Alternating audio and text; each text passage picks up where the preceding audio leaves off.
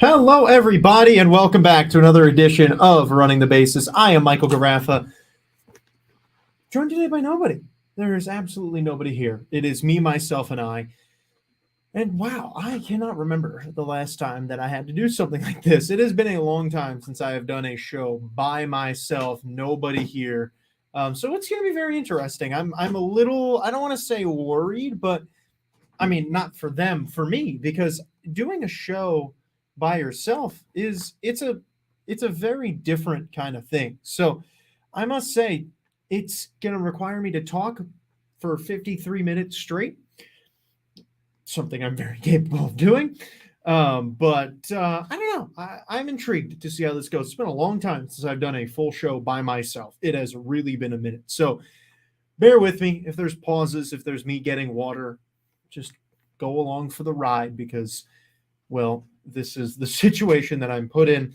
Everyone is just doing their own thing today, and I figured we're not going to cancel running the bases again because I've canceled it enough. That reminds me I have to sign in, so let me do that because they'll kick us off for a week if I don't. I can make this not a. There's no point in me really talking about this much, but it's important to mention that we do have to sign in every week, and that's me running the bases. Sorry, I normally do this beforehand, but I didn't. Producer's name, that's also me. And that is finished. All right, great. Sorry, had to get that done.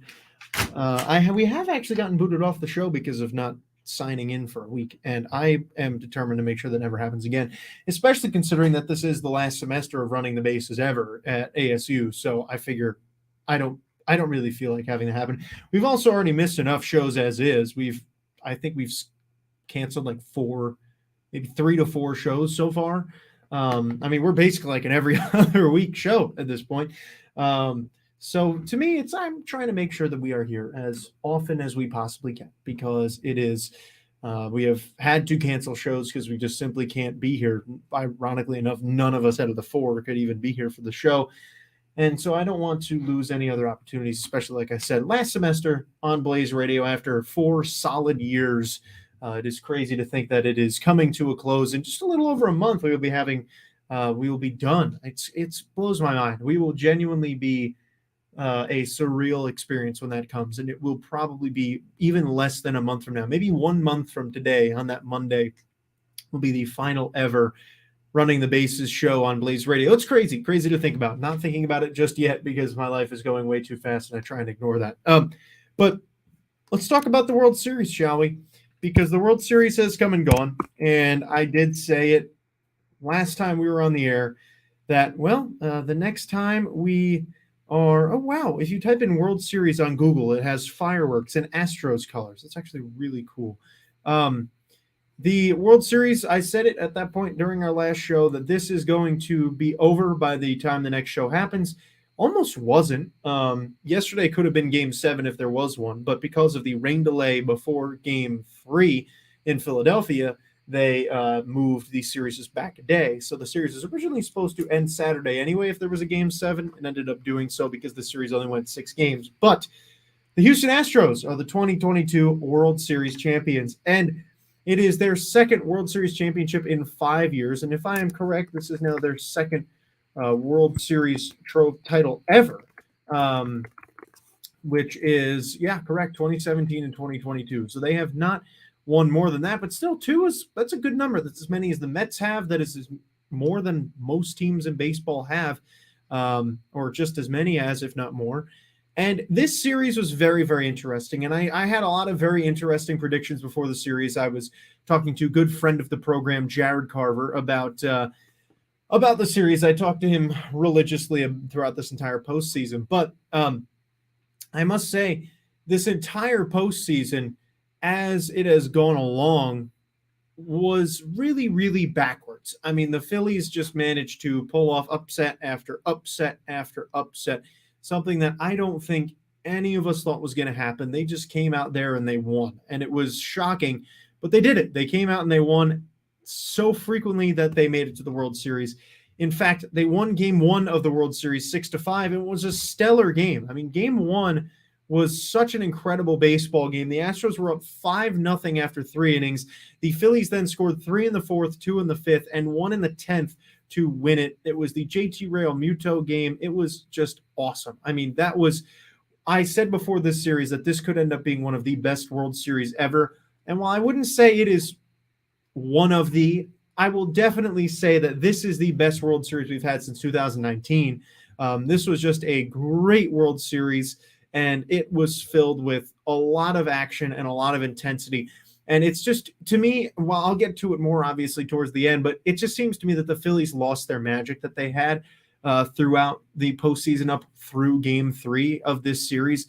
They lost that magic a little bit, which is too bad because they're a really good team and they really had the ability to win the World Series with the role that they were on. But that's the game of baseball. The game of baseball is about streaks, and it's about being hot at the right time and keeping that heat going and keeping that hot streak going. And for the Astros, they didn't have that hot streak going at the beginning of the postseason. They kind of found that swing a little bit in the ALCS towards the end, and they got hot in the World Series. There's no better time to get hot in the postseason than the World Series. You've already made it there, so you already know you don't have to fight any harder. All you have to do now is get hot. And they got hot while the Phillies cooled down, and that is what allowed them to win this series in 6 games. And I think, honestly, I did predict before this series that it was going to be Phillies in 5. My reason for that was because I just thought the Phillies, it was just magic this year for them. You know, some years you just feel like there's a magical feeling in the air that it's going to be a magical postseason and a magical, you know, that once they got there, you're just like, man, they're going to do it. And after Game 1, I really thought they were up 6-5 in the 10th inning, winning that game in Houston after being down 5-0. I mean, there's no better way to start a World Series. After that game was over, you felt like, oh, the Phillies are going to run away with this, because a team like the Astros to be up 5-0 and blow that lead, I mean, that doesn't happen very often in the World Series anyway. I think I heard a stat, and don't quote me on this, I just remember it because it was over a week and a half ago. I think that was the largest lead given up in World Series history at that point. I could be completely wrong. I'm probably wrong. But still, that was the stat that I recalled was it was that the lead that they gave up in the what game was it? There was one game in which they gave up a couple runs in the 9th inning, and it was the most runs that any team had allowed in the 9th inning in like World Series history, which was shocking. And I remember that it was that the Mets had previously set that record, which was on the losing side, which was never never a good thing. But it was a great series of baseball. So Game 1 was great. Game 2 was very interesting because the Astros found themselves, now you're down 1-0, and you are also now staring at, if you lose today, you'll be going into Philly down 2-0. That is, then all the Phillies have to do is win 2 out of 3, and they've won the World Series. So the Phillies had themselves a really good spot. They were going into this game. They had Zach Wheeler on the mound, and they said, okay, Zach Wheeler is pitching for us today, and we won Game 1. Let's go out there and win Game 2. Unfortunately, they couldn't get it done. The Astros pounced early again. They were up 3-0 and eventually 5-0 again, but the Phillies couldn't come back this time like they did in that incredible Game 1.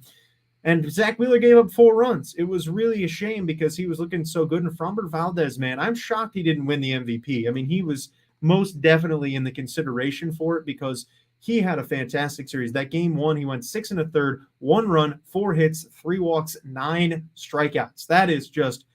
That's dominance. And in a World Series game like that, it is utter dominance. And I have to say, the Astros pitching staff is what won them this World Series. The Phillies had been shut down all year by good pitching. That is why they did not have the numbers that everyone was expecting them to have and that they put up in the postseason, because they shut down the offense with pitching staffs. And that is all you need to do when you are looking at a really potent offense. You want to beat them, shut down that lineup. And that's exactly what the Astros did in this series. While they gave up 6 runs in Game 1, they managed to only allow 2 in Game 2. So the series was tied at 1 apiece. heading back to Philadelphia. And I said going into the series that if the Phillies win 1 in Houston, they were going to win the series in 5 in Philadelphia, because I said that there was no way that the Phillies were going to lose. I just thought the Phillies were going to win every game at home like they've done all postseason. Ended up not happening that way, obviously, but it was 1-1 going to Philadelphia, and the Phillies really asserted their dominance in Game 3. Talk about being on a roll at home. The Phillies won 7-0 in Game 3 of this series. That is utter domination. This was the Lance McCullers game, also known as the I'm tipping my pitches game, in which he gave up 5 home runs, which set a World Series record. 5 home runs he allowed, and everyone was talking about it after the game because video had surfaced of him obviously tipping his pitches. I would show video, but I can't, so the best way for me to probably do this is to demonstrate it for you, and I don't really feel like doing that, but I'm going to anyway because I'm a good host, and that's just who I am. So if you're listening on Blaze, you're probably not going to hear me for like 30 seconds as I describe this to my YouTube stream, but we'll see. So here's what was going on.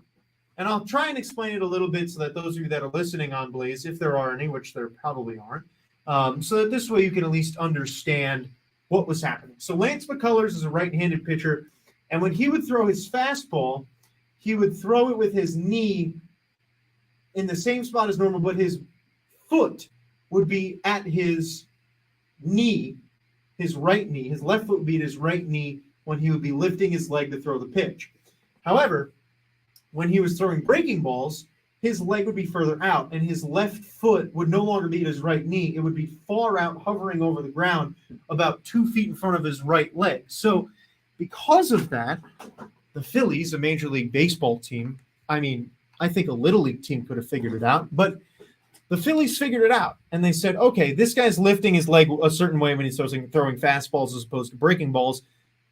Let's take advantage of it. And that's, there's a difference between sign stealing and, illegally sign stealing. People say all the time, like, oh, they're cheating, blah, blah, blah. I remember it happened in a Mets game earlier this season where the Mets are playing the Braves, and Ronald Acuna Jr. put his hand on his head to signal breaking balls coming. And people are like, oh, my God, cheaters. Like, no, he's not a cheater. It's not his fault that James McCann only put down 1 finger and it was a 4. Like, it's Chris Bassett pitching. Obviously, it's going to be a breaking ball. So there's a difference between doing that and picking up tipping of pitches than there is of saying, oh, we're going to steal signs like the Astros did in 2017. I'm not one to harp on it.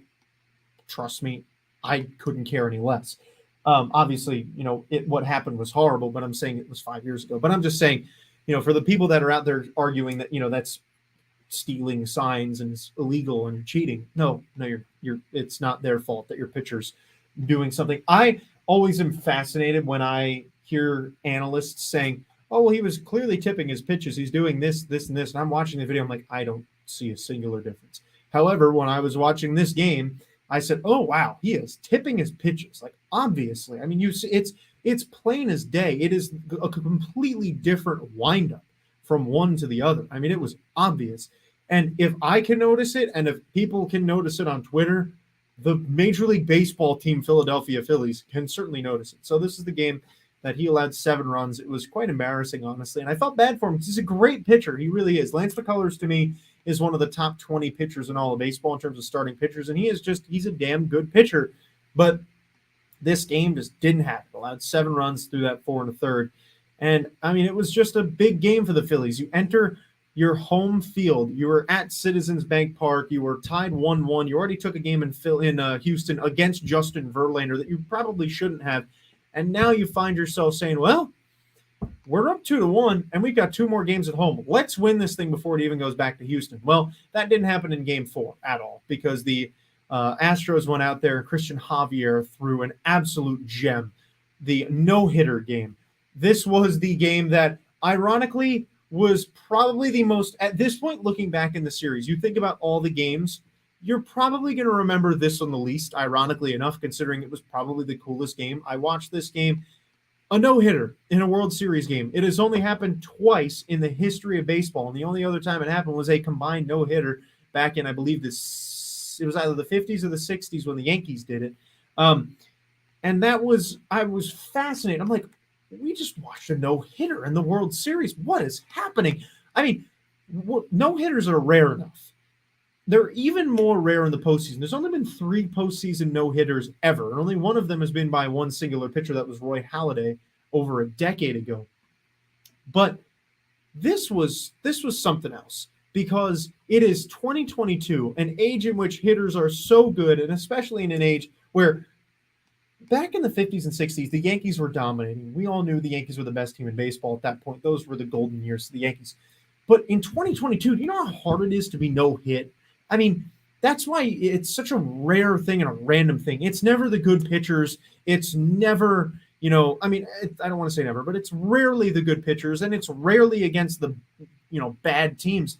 It could be, the Mets no-hit the Phillies this year, and Tyler McGill started the game, and, he threw 5 innings. This game that had a no-hitter in the World Series featured Rafael Montero in the 8th inning and Brian Abreu in the 7th, and neither of them gave up hits. It's like Rafael Montero was the worst pitcher on the Mets about 6 years ago, and he was dominant in the World Series, and he pitched an inning in a no-hitter in the World Series. Like, it's the most random thing, and I want to spend a couple minutes talking about no-hitters in general, specifically in the postseason, but no-hitters have become a much more common thing than they were 10 years ago, where maybe there would only be 2 or 3 a year. Now we're starting to see maybe 6, 7, sometimes 8 a year.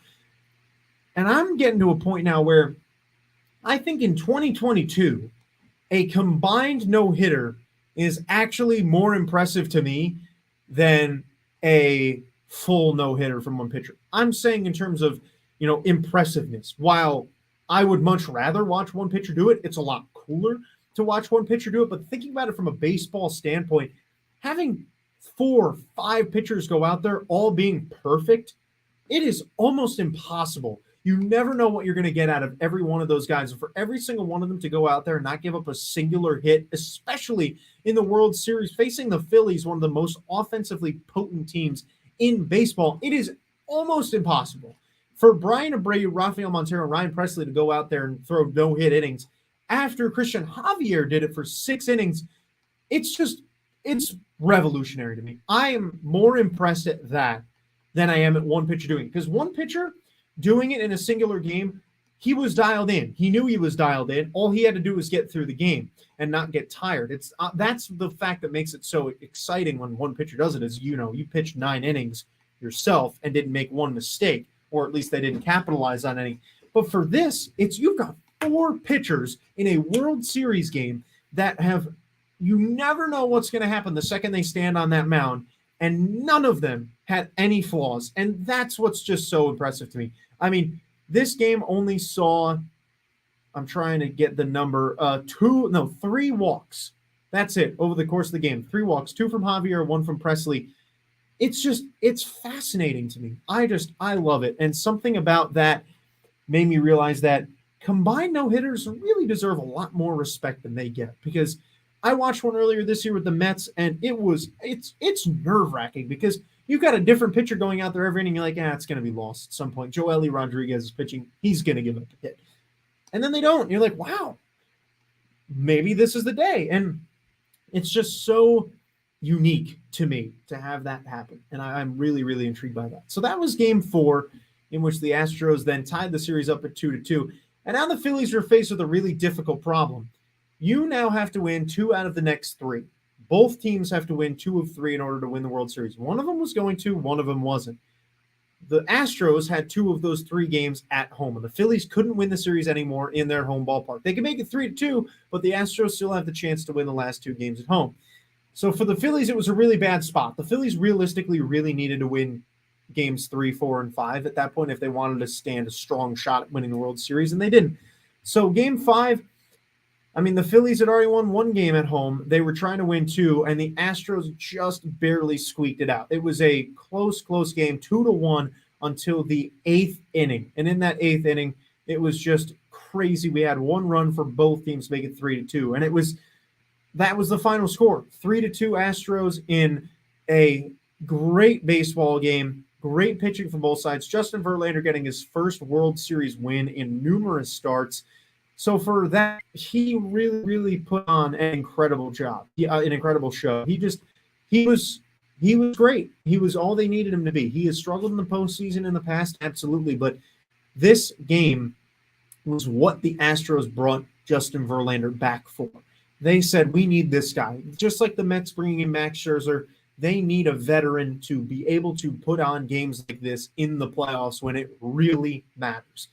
And that's what they did. And Justin Verlander went out there and put the Astros up 3-2 heading home. And at that point, as a team that has home field advantage, to be up 3-2 going home, you've got 2 games left of the World Series. I mean, you've got to feel so confident. I mean, Justin Verlander's probably not going to pitch anymore in the series, but worst case scenario, Christian Javier starts at game 7. He already obliterated them in game 3. You've got to be feeling so good. I mean, 3-2 is such a, it's not a lock. It never is. But to be going home with a 3-2 lead, on top of that, you're facing Wheeler in game 6, so the Astros feeling pretty good. We've got Framber Valdez out there if you're the Astros, and Valdez dominated them in game 1, and you got to Wheeler in game 2. So, man, I mean, the Astros had to be feeling good. They headed home. Game 6, they were at home, and the Phillies struck first. Kyle Schwarber hit a home run in the 6th inning. It made it 1-0. But that bottom of the 6th inning, that was the end. That was it. You had a 1-run score, and then Yordan Alvarez delivering the killer 3-run homer. That made it 3-1 at the time. So the 1-run scored after the fact. But still, he made it feel like this series is over. Because when Schwarber hit that home run, the Phillies finally had their hope back. They have not been hitting much in the entire series. And they're like, all right, we're up 1-0. We just need to get 12 outs and not allow a run. Well, they gave up 4 in the next half inning. And it was a real shame because Wheeler came out. And it was a little controversial at the time when Wheeler did come out because they brought in Jose Alvarado, who then blew the game again. It was the second time of the series that he did that. He did it in game 2 in Philadelphia when he hit a batter to drive in a run, and then he ended up 5 runs scored in his inning. And that was also in relief of Zach Wheeler. So poor Zach Wheeler over here is like, God, can we stop bringing this guy in behind me? My ERA is going through the roof, and I didn't even allow these runs. So for me, there were a lot of people who were questioning that move. And my thought is Yordan Alvarez is just as likely to hit a home run off of Jose Alvarado as he is with Zach Wheeler. So it's just flip a coin at that point. Wheeler had already allowed men on base.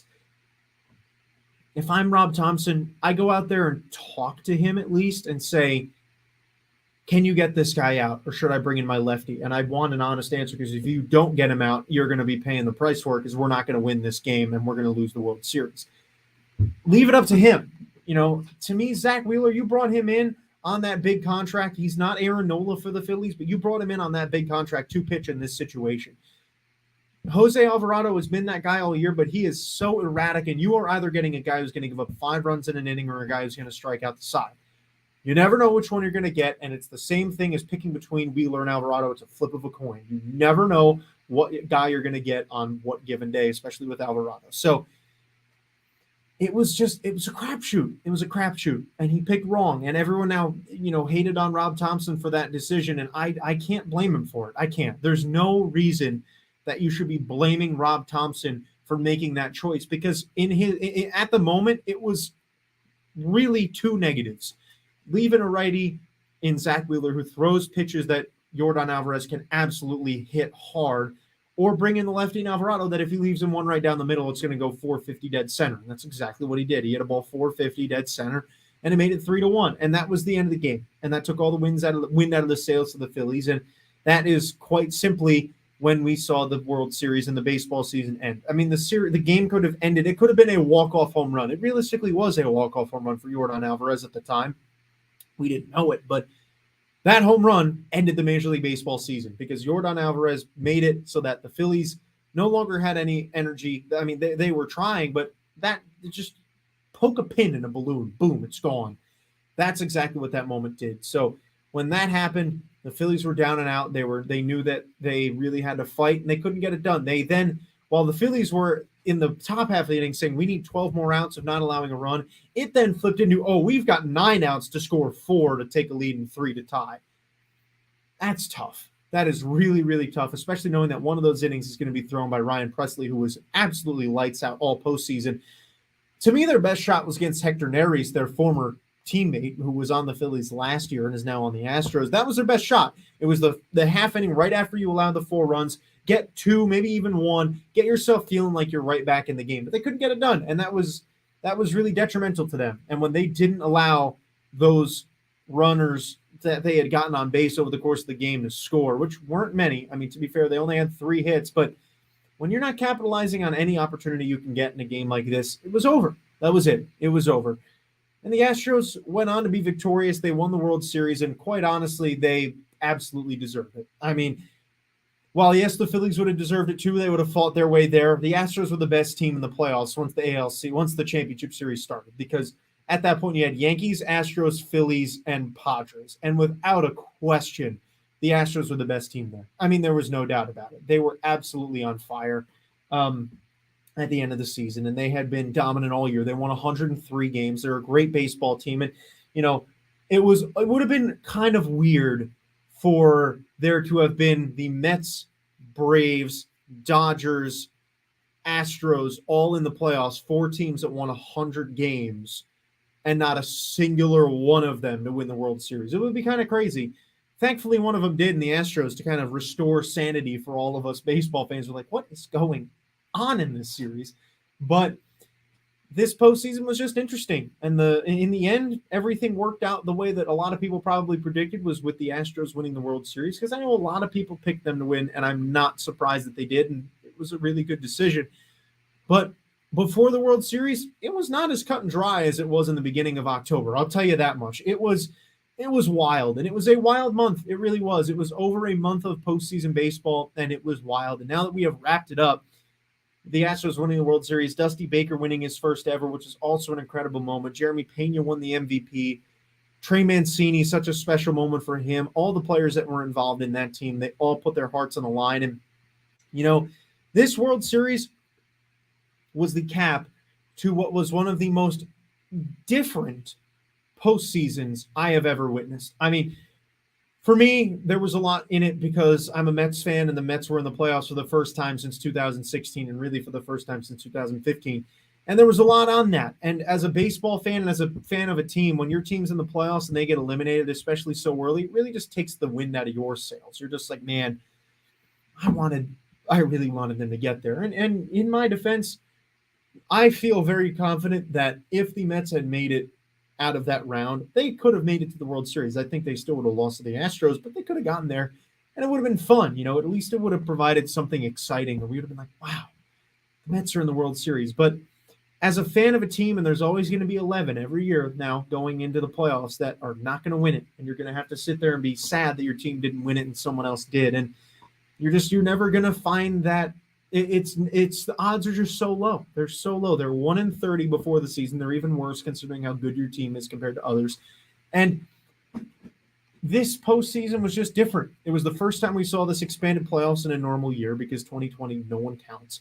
And to me, I liked it. I liked it a lot. And looking back a month later, the wild card series was a lot of fun. I mean, that Mets-Padres series was exciting. And while granted, Games 1 and 3 were blowouts, it was still fun to watch. I mean, you're watching that going, wow, this is good baseball. And that was the only really good wild card series, while, the Blue Jays and Mariners was also a really good one, even though they swept them.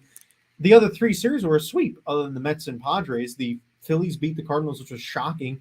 And why am I forgetting the other one? Oh, the Guardians beat the Rays 2-0, and that was a series in which there were combined 4 runs scored in 2 games. And it's like, wow, this is crazy.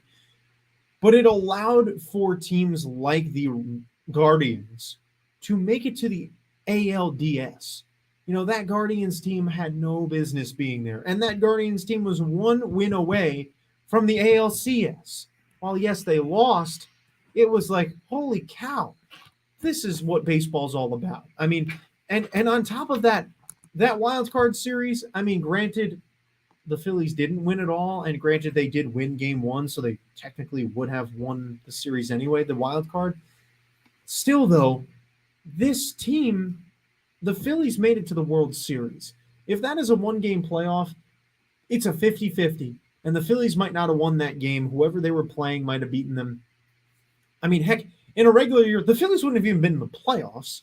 They were the 12 seed out of 12, and they were the 6th seed in the NL, meaning that they wouldn't have even been there. they would have been sitting on their couches watching just like the rest of us. But because of that expanded playoffs, the Phillies made it to the World Series.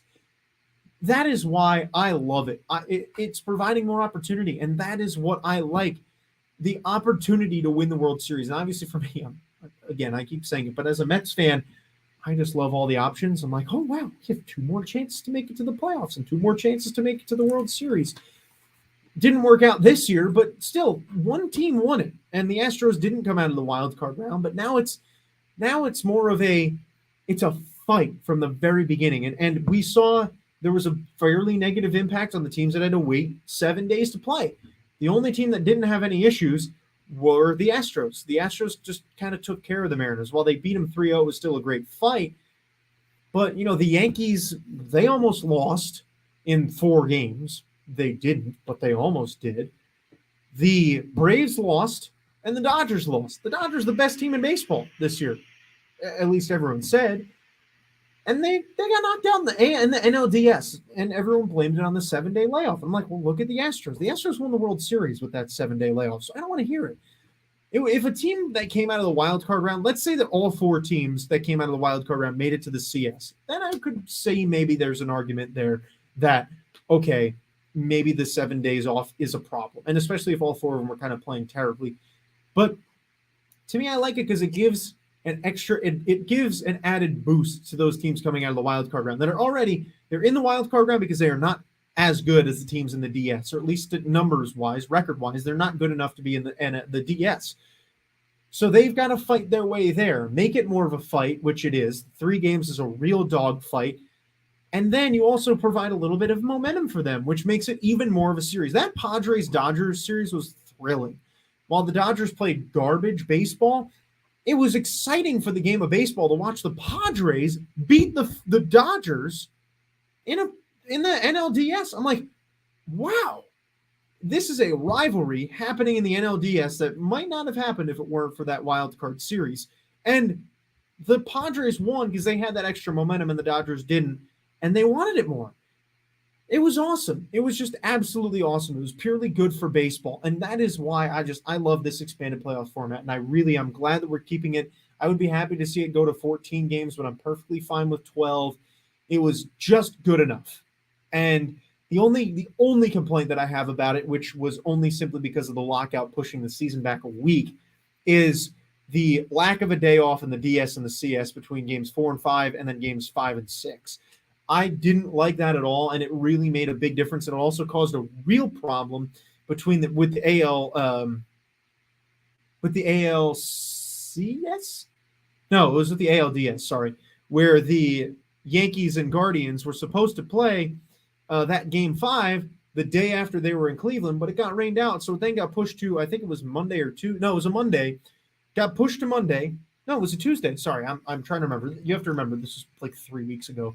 It was a Tuesday that they were playing the game, and the ALCS started Wednesday, and the winner of that game Tuesday had to be in Houston the next day, and they were in New York. And I was like, man, this is garbage for whatever team wins today. They are going to be really screwed. And, to be fair, the Yankees just simply got outplayed. But you can't help but wonder is the fact that you didn't have a singular day off. I mean, teams get days off like that in the regular season. I mean, you have to go from New York to Houston in one day. More than likely, you're going to be getting a day off. But it wasn't the case for them. They didn't have that luxury, and that could have hurt them. Who knows? That might have hurt the Yankees in the CS. But I'll quit talking and rambling about the expanded playoffs because I really enjoyed it. I thought it was a really great time. I want to spend a moment talking about the Astros themselves and what this means for the Astros. Before I do, I need some water. I've been talking for 33 minutes straight because I'm by myself. So give me a second while I mute my microphone so you don't have to hear this thing.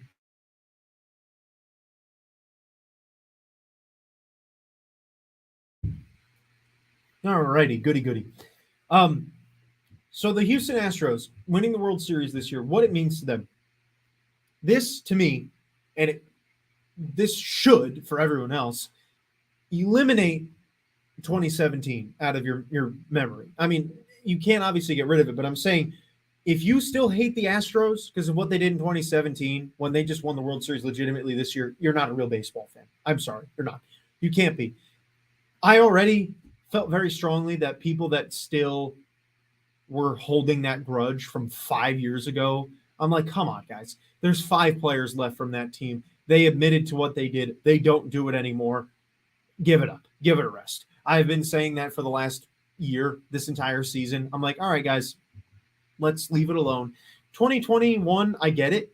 It was 4 years, but it was the first year with fans in the stands that, it was the first time that fans actually got to boo the Astros.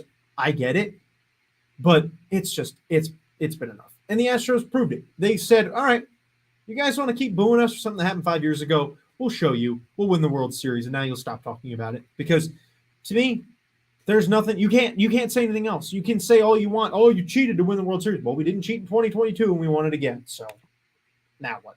You have no comeback to that. You just don't. There's absolutely no comeback when you tell them, well, we just won it last year and we didn't cheat. So where's your argument? There's just none. There is none. There is simply no argument. And the Astros proved it. They earned it. They earned the right to now no longer be the butt of all the jokes in baseball. People are still going to hate the Astros. That's just normal. But like I said, the real baseball fans, to them now, I mean, for me, I've been feeling it for, years. I'm like, wow, what they did was horrible. I don't hate them because they're people and they admitted it. They're not doing it anymore. But it's tough. But as a real baseball fan, the true diehard fans, they're like, all right, well, they won. I can't be mad at them anymore. Like they earned it. They went out there and they earned it. And big shout out to my man Mac Friday, who I know is thrilled at this point. He posted a video of him watching the World Series final out, and I was very happy for him. He was on our trade deadline show actually back in August. Was it August? August 2nd, I think the trade deadline was this year. It was odd. But yeah, Mac Friday was on that show, and he was very, very excited for the future of the Astros. And I'd love to go back and see what he has to say about the Mancini deal at the moment and the Vasquez deal, because they were very interesting deals. And while it turned out that neither of them ended up impacting them at all, I mean, Mancini had one hit in the entire postseason and Vasquez barely played, but they won the World Series anyway. Clearly you didn't need him, but you just got two guys that wouldn't have won the World Series otherwise some rings, especially a great guy like Trey Mancini. So good for him. Obviously, the entire baseball world is happy for Trey Mancini. How can you not? The poor guy had colon cancer 2 years ago, and now he just won the World Series with the Houston Astros. Like, this is great for baseball. It's stories like that, stories like Dusty Baker winning it after being a manager for 40 years.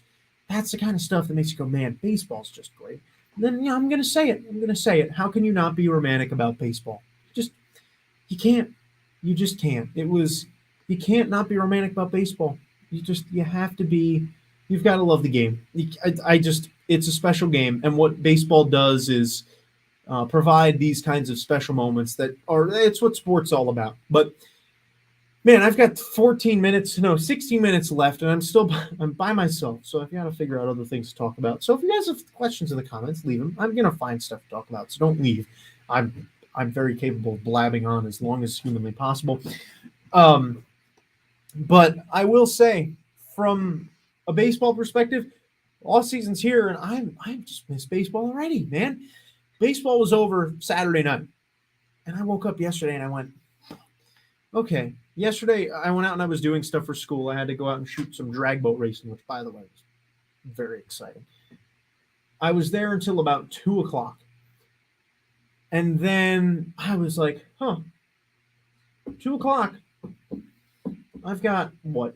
I tend to go to bed around 12:00 every night. And I was like, I've got about 10 hours to do nothing. What am I going to do with the rest of my day? I mean, normally I come home and it's, especially now that it's daylight savings time on the East Coast and everywhere else, that, now we're 2 hours behind the East Coast because I live in Arizona. So it's like, okay, well, at that point there would have been a game on at 3. No, sorry, it's 5. But it's like, there's no baseball. Baseball, normally my day consists of, from April through October, is there's a game on every day, typically around 4:00 here. And now I'm like, all right, it's 2:00 and I've got nothing to do for the next 10 hours of my life. I had no work to do for anything. I was like, what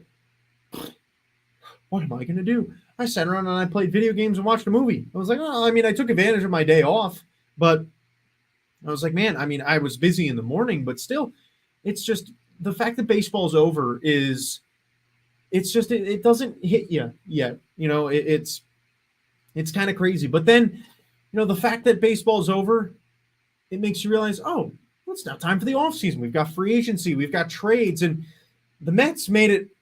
They were like, hey, baseball ain't going anywhere, as they snatched Edwin Diaz right back for 5 more years right away with that 5-year, $102 million contract. Like, you guys thought baseball was going, take it easy. It ain't going anywhere.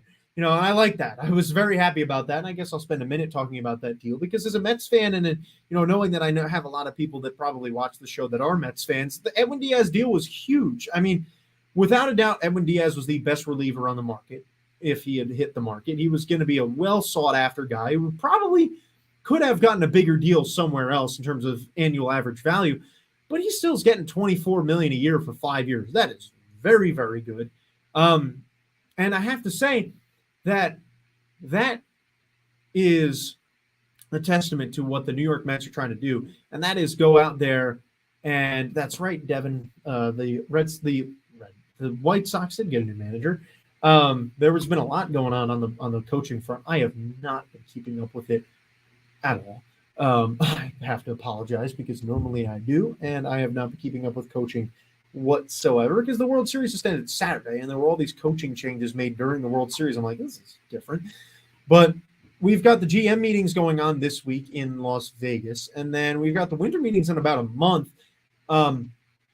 They announced the odds for the lottery today. Didn't look at them, so don't ask. Which is also going to be really interesting because that's going to be about a month from now. But it's the off season, and this is going to be a really interesting off season because we have the lottery in a month, which is going to be such a different kind of thing, something we've never seen before. It's going to be televised, a lottery for the draft that's going to be happening in July, and I don't know what to expect because I know they do it in the NBA, and I don't know what to expect. Are there going to be trades for different draft picks next year? I don't know. It's something that doesn't normally happen in baseball, but I know we saw a trade happen that involved a draft pick this year. Don't remember who it was, but I remember somebody got traded and a draft pick was the other side's payout. They're like, we'll give you the 5th round draft pick in this year's draft. And like, okay. So I'm intrigued to see if that thing starts happening more. Because it happens a lot in the NFL. It happens a little bit in the NBA. So I would love to see that happen in baseball, just to have the ability to trade a draft pick. Say, a team like the Astros that finished, they're going to have the number 30 draft pick in round number 1. Let's say the Orioles get the number 1 pick and they say, okay, well, we'll give you so-and-so and so-and-so, and all you have to give us is your number 1 pick. Obviously, the odds of that happening are so rare, but I like the fact that that's an option and that teams are going to think about doing that if that is really an option, because I heard this year that is a thing. So do it. Take advantage of it if you're a team. Why not? It makes it more interesting, too, because instead of giving up a player, then you're getting a future player. And for a team that's trying to rebuild, by all means, take advantage of that. I mean, while, yes, you can, I would say it's more secure to get a guy that's already in a farm system. You already know what he kind of is. But still, I would like the opportunity to be able to pick my own guys. So I think that it's just going to be a really interesting offseason. There's a lot of big names. Trey Turner, Aaron Judge, obviously headlining the group. But, Jacob deGrom officially became a free agent today. Taijuan Walker also became a free agent. Carlos Rodon. The pitching market that didn't look so good a few days ago without those guys on there now looks very strong. Ironically, three of the main pitchers on the market are coming from the Mets, and Taijuan Walker, Chris Bassett, and Jacob deGrom. Obviously, Jacob deGrom is now the best player on the market, without a doubt. I mean, you've got Jacob deGrom and Aaron Judge up there, who are arguably the best hitter in the game and the best pitcher in the game, are both free agents right now. And ironically, it seems like they're most likely going to both go back to their team. But still, the fact that that's even an option, that Aaron Judge can sign with any team he wants, that Jacob deGrom can sign with any team he wants, for me as a Mets fan, it's horrendous. But for a baseball fan, that's really exciting. That's really, really exciting. Not to mention, the shortstop market is very good. You've got Dansby Swanson. You've got Trey Turner. It's going to be really, really interesting to see what ends up happening with free agency. And we will be doing our free agent predictions in a couple of weeks. I don't want to put a number on it, but at some point we will be doing our free agent predictions, and they're going to be very interesting because this year's free agency, at least in my eyes, the free agent market is not as good as it was last year. I don't think it is. there's a lot of really big names out there, and there's going to be some huge things that happen in terms of Aaron Judge and Jacob deGrom and those other guys that I mentioned. But last year there were just so many more of those guys: Marcus Semien, Corey Seager, Carlos Correa. It was just Max Scherzer. It was such a fascinating offseason last year, and especially with the lockout, because it just threw a wrench in all of it. Because you had the guys that wanted to sign before the lockout and the guys that didn't care and were waiting until after. Javi Baez signing before, Max Scherzer signing before. A lot of the big guys signed before. Chris Bryant signed before. And those were the guys that were like, wow, now we've got all these guys that are going to have to wait until after the lockout. And it's going to, who the heck knows what's going to happen. And it turned out that it became an absolute, just a rush to sign all of these guys once the lockout eventually ended. But they got it done, and they, if the season ended up, well, yes, it started a week late. It's somehow all of the free agents that should have been signed got signed, other than Michael Conforto, but that was because he had an injury. Look at that. Devin Ott predicting that Trey Turner goes to the Red Sox. Are you predicting that Xander Bogaerts leaves? Because Xander Bogaerts also became a free agent today. I don't think that Xander Bogaerts goes anywhere else. I couldn't see Xander going to another team, but who knows? Baseball. I never thought that Freddie Freeman was going to leave the Braves, and here he is with 4 years left on the Dodgers. Baseball. It's a magical mystery tour of a game. That's all you could say. Baseball is the most unpredictable game in the world in terms of the major sports, and I don't think there's any denying that. But you never know what's going to happen. I would be really interested, though, to see if you think that Xander Bogaerts is going to leave, Devin, because I personally think that Bogaerts is going to stay. He knows that city. He knows the fan base. He knows that town. Why on earth would you give that up? To me, I see no reason to. I mean, I guess the same holds true for everyone else, but he loves that city. He loves that place. He won a World Series there in 2013. He won another one in 2018. There is no reason for Xander Bogaerts to leave. I mean, he is the pride and joy of that franchise at this point. I mean, you've got Rafael Devers too, but I mean, man, that would be crazy though. Trey Turner is going to be a really hot topic. I agree, Devin, that Bogaerts is defensive liability, but Trey Turner is not the best defender either. Trey Turner definitely had his fair share of issues at the shortstop position this year and at second base. So it's a 6 and 2 threes, Story's definitely not the best defender in the world, especially if you throw him at second base. And Devers is also, he's a good defender. But at that point, adding Trey Turner is more like it's just you're kind of replacing one guy who's really good with another guy that's really good.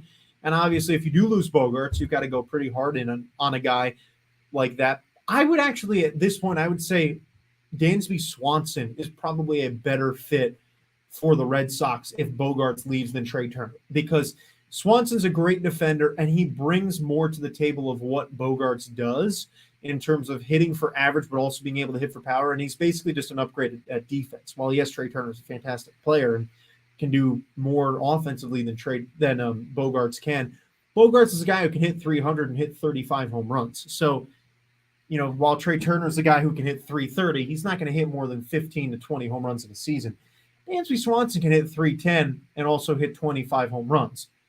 It's highly unlikely, but he's more going to start on that 15 to 20 mark as well. But to me, Dansby Swanson, if you're the Red Sox, you've got to look at him in a similar way as Trey Turner. Similar player, but Swanson's got the better glove in my eyes.